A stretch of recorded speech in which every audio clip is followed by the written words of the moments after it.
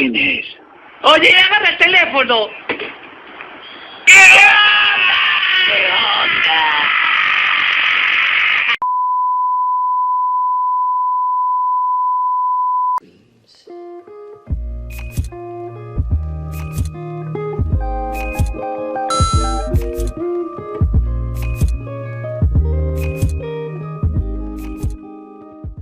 Bueno, buen día.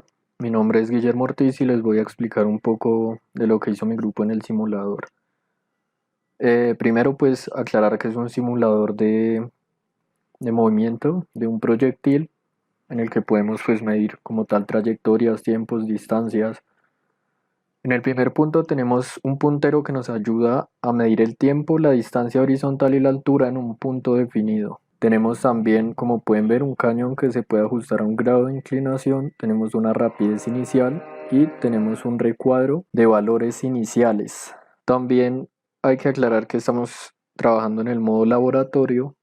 Nos da 4 modos diferentes, pero pues decidimos trabajar en este. Y también tenemos este recuadro que es el que nos maneja variables como la gravedad, el diámetro, la masa del objeto y el objeto en sí.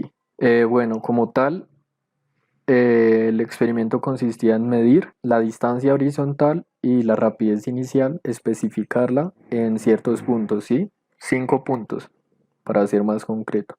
En el primer punto tenemos una rapidez inicial de 5 metros sobre segundos y una distancia horizontal de 2,55 metros. En el segundo punto tenemos una rapidez inicial de 10 metros sobre segundos y una distancia horizontal de 10,19 metros. En el tercer punto tenemos una rapidez inicial de 15 metros sobre segundos y una distancia horizontal de 22,94 metros. Como pueden ver, la variación en la rapidez inicial varía solamente 5 unidades. Bueno, para el siguiente punto pues tenemos una rapidez inicial de 20 metros sobre segundos y una distancia horizontal de 40,77 metros.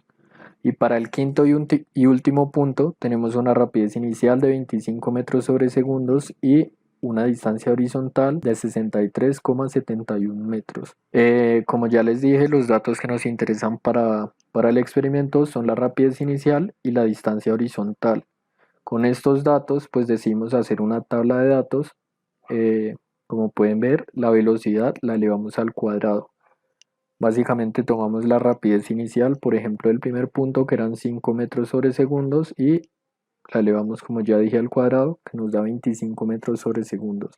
Y con esos 5 datos o 5 valores de la distancia horizontal y de la velocidad al cuadrado, creamos esta gráfica que pueden ver. Es una gráfica de velocidad al cuadrado versus distancia horizontal, con su correspondiente ecuación, su coeficiente de correlación y una línea recta como pendiente. Buenos días, les habla María José Toro.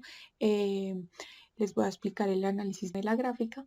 Esta gráfica fue obtenida por los datos que están acá en esta tablita. Estos datos fueron obtenidos del simulador PET. El valor inicial de la velocidad se elevó al cuadrado y estos fueron los que quedaron. Y esta es la velocidad, la distancia máxima. Aquí podemos notar que nos da una línea recta. Este fue el proceso que hicimos al hacer la ecuación o al elevar la velocidad, los valores iniciales de la velocidad al cuadrado. Podemos ver que a medida que avanza la velocidad, avanza la distancia. Esto quiere decir que a mayor velocidad, mayor distancia. Concluimos así que son directamente proporcionales. También podemos identificar la ecuación de la recta, que sin los valores reemplazados es y igual a mx menos b, siendo m la pendiente y su signo, que en este caso es positivo, nos indica para dónde va la dirección, que en este caso es hacia arriba. No es casualidad que la misma cifra sea la de la gravedad terrestre, ya que esta fuerza es la que colabora para la variación de la velocidad. También nos da el coeficiente de relación, que es igual a 1, que es este r al cuadrado igual a 1, y nos dice que la línea toca el 100% de los datos. Al reemplazar los valores ya nos da así la ecuación, y eso es todo sobre el análisis de la recta. Buen día, mi nombre es Steven Vuelvas y a continuación voy a explicar cómo hallar el desplazamiento teórico de un movimiento parabólico bidimensional. Entonces, primero que todo, tenemos un objeto que es lanzado con una velocidad inicial de 5 metros por segundo con un ángulo de 45 grados. Cabe aclarar que vamos a tener en cuenta que esto se va a descomponer en vectores en X y en Y como velocidad inicial en Y velocidad inicial en X. Vamos a tener en cuenta que para la velocidad en el eje Y la vamos a tomar con caída libre y en el eje X como movimiento rectilíneo. Vamos a tener, bueno, primero vamos a calcular el tiempo en el cual llega al punto más alto en el que su velocidad sea cero y cuál es la distancia de esto, la altura de esto para luego poder calcular el desplazamiento total vertical. Primero para hallar la componente de velocidad en Y, tenemos que es velocidad inicial por seno de 45 grados, que es el ángulo de disparo, nos va a dar un valor de 3,53 metros por segundo. Y para la componente en X va a ser velocidad inicial por coseno de 45, dándonos el mismo valor. Como indiqué, el punto más alto va a ser en el momento en que la velocidad sea igual a cero. Entonces, en este caso, para el tiempo que vamos a calcular que demora hasta ese punto, vamos a tener que es t sub s, tiempo de subida, y al realizar el despeje, teniendo en cuenta que esto es cero, lo quitamos, va a generar esta ecuación, la cual nos va a dar un valor de 0,36 segundos. Vamos a tener en cuenta que esta g es de la gravedad, al ser un movimiento de caída libre. Luego vamos a calcular la altura máxima.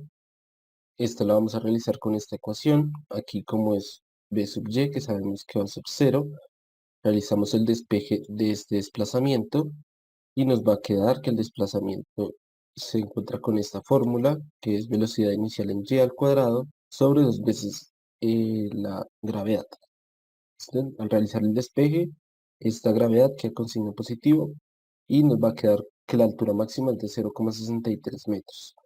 Una vez tenemos estos valores, ahora necesitamos el tiempo total del desplazamiento, el cual va a ser 2 veces el tiempo de subida, ya que es un movimiento en el cual el mismo tiempo que demora en llegar a este punto va a ser el mismo tiempo que va a demorar en llegar al otro, al punto final.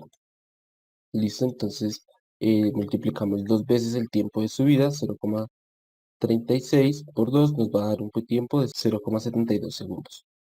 Una vez tenemos esto, vamos a realizar a calcular el desplazamiento vertical total, el cual va a ser desplazamiento va a ser igual a la velocidad en X por el tiempo total, lo cual nos va a dar el valor de 2,54 metros. Una vez tenemos esto, lo que vamos a hacer es calcular el porcentaje de error relativo que tenemos con el valor experimental que nos da el simulador. Entonces, lo que realizamos con esta ecuación, valor teórico menos valor experimental, que es el del simulador, sobre el valor teórico, que es el que acabamos de hallar. Esto nos va a dar un valor, lo cual lo vamos a multiplicar por 100, y esto nos va a dar el porcentaje de error relativo, que en este caso va a ser 3,6%. Gracias.